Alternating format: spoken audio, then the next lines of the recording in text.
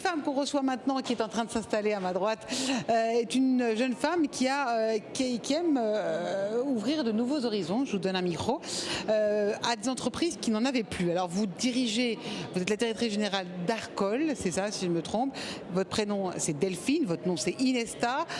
En fait, vous reprenez des entreprises comme une couturière viendrait réparer de beaux vêtements abîmés, c'est ça ?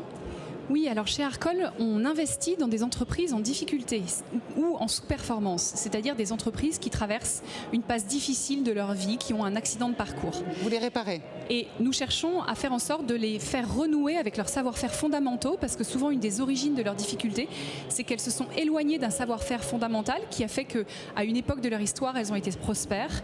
Et nous cherchons à faire en sorte qu'elles renouent avec ces savoir-faire fondamentaux en révélant leurs qualités intrinsèques. C'est ça le défi ? Le défi, c'est pas de perdre ces histoires d'entreprises, ces entreprises qui sont parfois centenaires et qui justement, à l'aune de la technologie, se perdent, ou des dettes souvent. On veut tenir cette partie Oui, alors le défi, il est double. Il est en effet de garder cette essence, ce savoir-faire fondamental qui a fait leur succès à un moment de leur histoire. Et en même temps, il est de les positionner de telle sorte qu'elles puissent relever les nouveaux défis qui se posent à elles dans un monde en profonde mutation et avec des profonds changements comme la crise que nous sommes en train de vivre.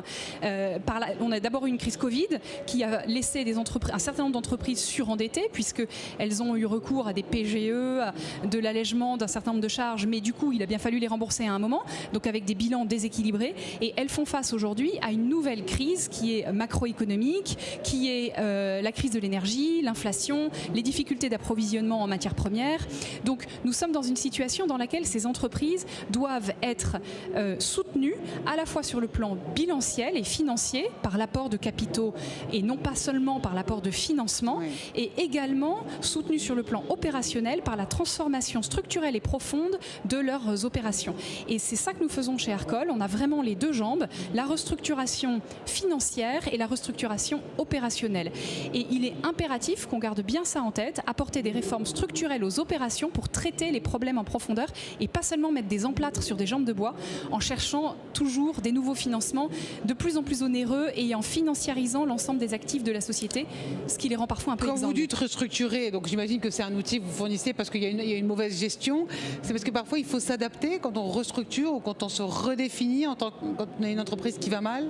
Oui, alors l'origine des difficultés peut être multiple. Ça peut être en effet des erreurs de gestion passée, ça peut être l'arrivée d'un nouveau concurrent qu'on a mal anticipé, ça peut être une nouvelle technologie qui arrive sur un marché que, pareil, on avait mal anticipé. Donc l'origine des difficultés, elle est multiple. Mais en général, il y a quand même une distanciation qui a été prise par l'entreprise par rapport à un savoir-faire fondamental. Et donc nous, ce qu'on va faire, c'est qu'on va essayer dans un premier temps de remettre l'humain au cœur de l'entreprise, à savoir redonner une nouvelle dynamique. Une entreprise en difficulté, souvent, il y a une perte de confiance des salariés, des clients, des fournisseurs. Il est impératif, quand on arrive, de recréer cette confiance pour faire en sorte d'inverser le cercle vicieux de l'échec et remettre l'entreprise sur une trajectoire de développement stable et solide. Donc l'humain est essentiel. Le patron, à ce titre, a un devoir d'exemplarité fort. Il se doit de véhiculer un message de confiance. Il se doit d'être aux côtés des salariés au quotidien et pas catapulté en venant en train depuis Paris une fois de temps en temps. Non, il doit être aux côtés des salariés de l'entreprise pour redresser les choses et petit à petit, en engrangeant des victoires, aussi insignifiantes puissent-elles être au début, on arrive à renverser le cercle vicieux de l'échec et à relancer l'entreprise et à faire en sorte que le train reparte et que l'entreprise redécolle. Il y a des fonds d'investissement justement qui peuvent entrer comme ça au capital, souvent des fonds d'investissement qui cherchent des entreprises avec une histoire. Comme Arcol. Arcol en est un. Arcol fait partie de ces fonds qui cherchent à apporter un soutien à des entreprises et ce soutien est à la fois capitalistique et opérationnel. Et une fois qu'on a fait ce travail de remise, d'essayer de faire en sorte que l'humain reprenne sa place dans l'entreprise, on va nécessairement chercher à restructurer, c'est-à-dire à faire en sorte que la structure de coûts soit adaptée aux perspectives de chiffre d'affaires de l'entreprise. Ça ne veut pas dire forcément couper les coûts, ça peut vouloir dire au contraire développer, mais il faut faire ce travail d'analyse et de diagnostic, de dire, au vu de la situation actuelle, si je regarde les choses avec lucidité, est-ce que ma top line, comme on dit, est-ce que mes perspectives de croissance sont cohérentes avec ma structure de coûts?